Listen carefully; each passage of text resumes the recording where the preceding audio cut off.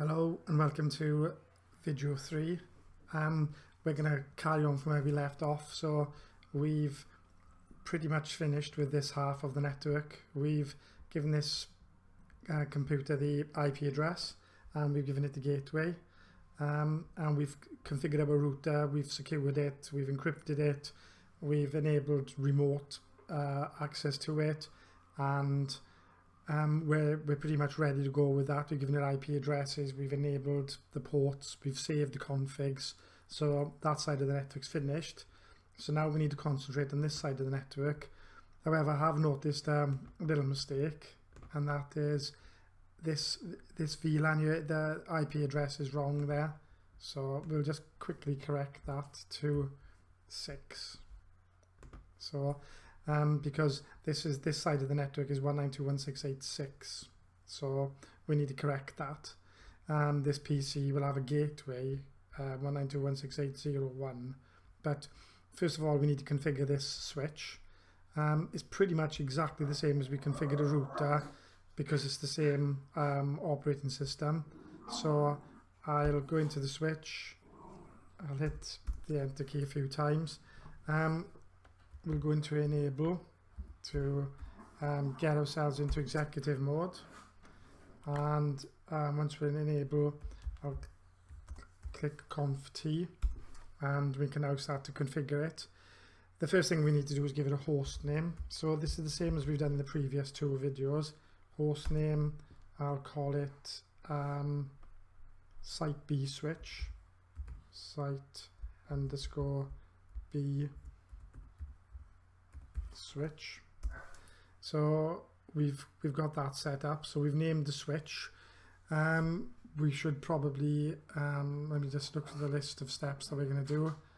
We probably then need to set up a password. So we'll enable password of Cisco. We'll keep sticking to Cisco to avoid any confusion. So I've enabled the password of Cisco. The next thing we'll need to do is enable remote access to it. So I'm going to exit that just for a second. I'm going to show run, and let's go past port, keep my finger on the enter key, and you'll see it's line these. We need to enable these to enable telnet and console and SSH access. So, and I'll just need to do let me go through the steps. So we'll start off with line VTY 515. So line VTY 515. Yeah, okay, so you can see the mistake there. I'm not in conf t, so I'm not in the configuration, I'm not elevated. Conf t, and then line VTY 515, and then password Cisco login, and then we need line VTY 04, password Cisco login, and then the last one was line con 0, password Cisco login. Okay, so if I exit out of that and exit out of this, and I do show run, we've got our switches named, password is Cisco, and then all these ports are down at the moment, there's nothing in them. We go to the VLAN, there's no IP address and it's shut down. Password is line con 0, password Cisco, VTY Cisco. Okay, so these are all correctly set. So we've got all that done. So we'll, just to remind ourselves, we'll do a banner for the message of the day. So conf t. So I'll put in banner message of the day @ no unauthorized access, and hit enter. So when we go to log in now, it should show us no unauthorized access. So what are the steps have we got to do?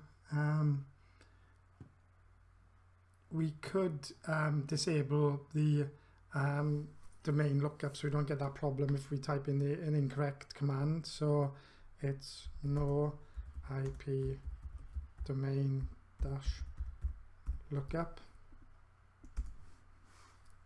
I kept caps lock on there, but that'll be fine. So no IP domain lookup, we've done that, and we've enabled that. We've done a banner. Okay, so now we need to activate VLAN 1. So let's go in and let me just quickly look where we are.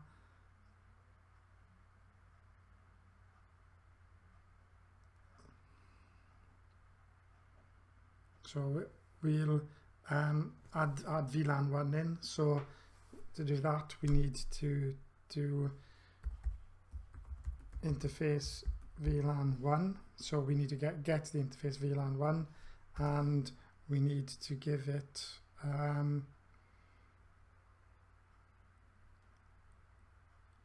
so look, interface VLAN 1 IP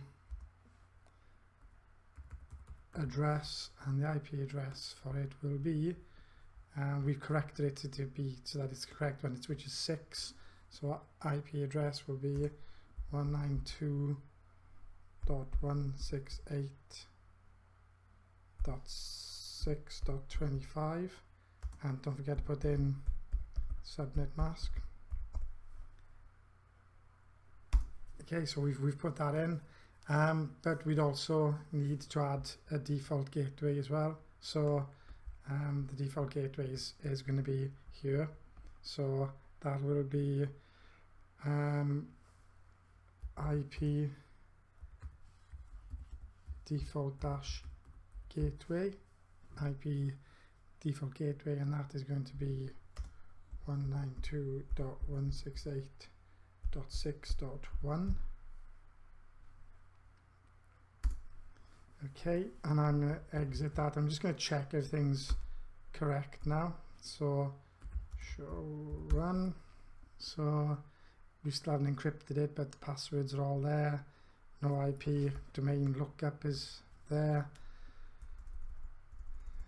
We go through the interfaces and IP address. It's shut down, and the gateway has been put in as well. There's our banner, and there's our passwords. So let's have a look at show IP interface brief, and we know all of these are down because, and you can see VLAN 1 is administratively down. So what we need to do is we probably need to take that, bring that switch up. So it's called interface VLAN 1. So let's bring that interface up. So to do that, we will need to look. I've just had a mental block on that one for a minute.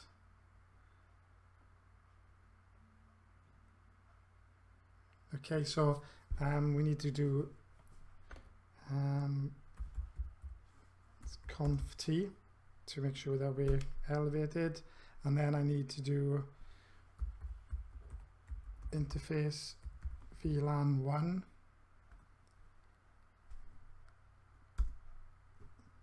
no shut down,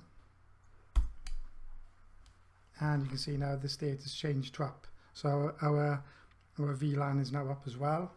So I think we've pretty much rocketed through everything we need to do there. So the last thing we need to do is encrypt our switch. So let's have a look.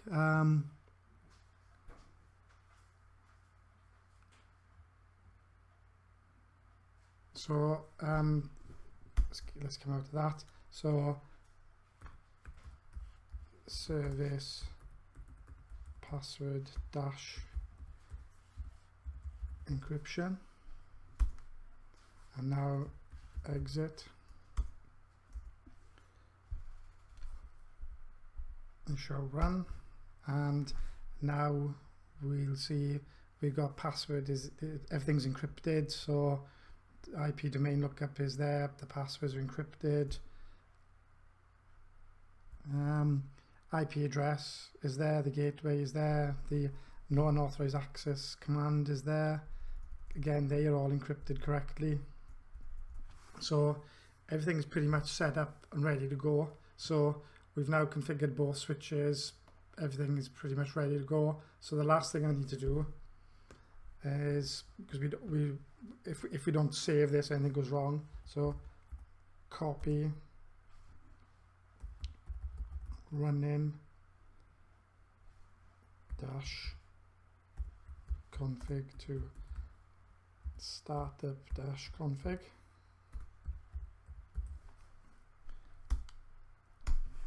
Okay, and it only takes a fraction of a second. So we've now pretty much finished everything we needed to do. I suppose the last thing that I want to do is set up this switch. So that will be desktop IP configuration 192.168.6.252, and the gateway was 92.168.6.1.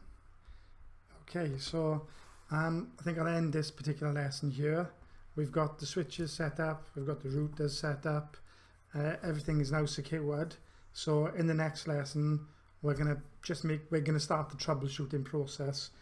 We might be lucky and everything's gone well, but it rarely works out like that. So what's going to happen is I'm now going to start pinging from one machine to the next machine. Then I'm going to start the telnet. I'm going to go through a series of exercises just to prove everything works. So I'll see you at the next lesson.